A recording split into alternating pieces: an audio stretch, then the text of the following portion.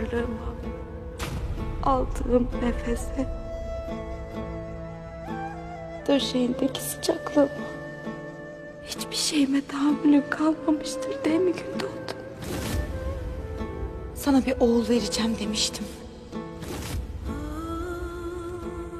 Karnımda evladını taşıyorum.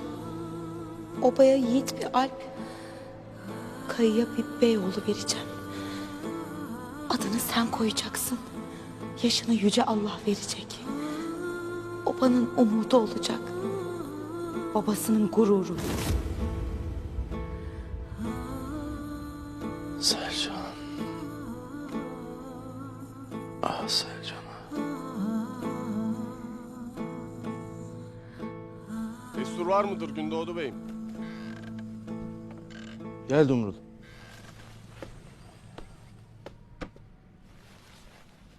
Tüccar Efrasyap geldi beyim. Buyursun gelsin. Selamünaleyküm Gündoğdu Bey. Aleykümselam. Hoş geldin. Safalar getirdin. Hoş bulduk beyim. Altınları tedarik ettik. Birkaç güne kadar obada olurlar beyim. Âlâ. O halde siz biraz istirahat edin. Dumrul, misafir çadırına götürelim Efrasiyap'ı. Kayılara yakışır şekilde ağırlayalım. Baş üstüne beyim. Sağ olun beyim.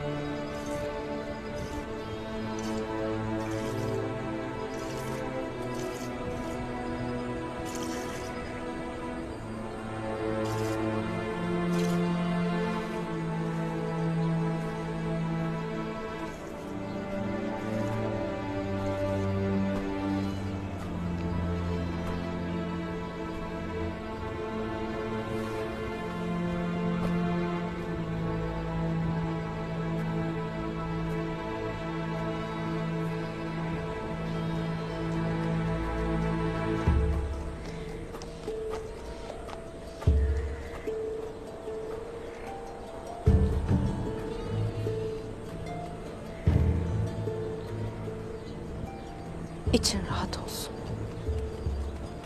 Erimin mutluluğu için bundan gayrı ölene kadar ağzımı da gönlümü de mühürlemişimdir. Beyim mutlu olsun diye.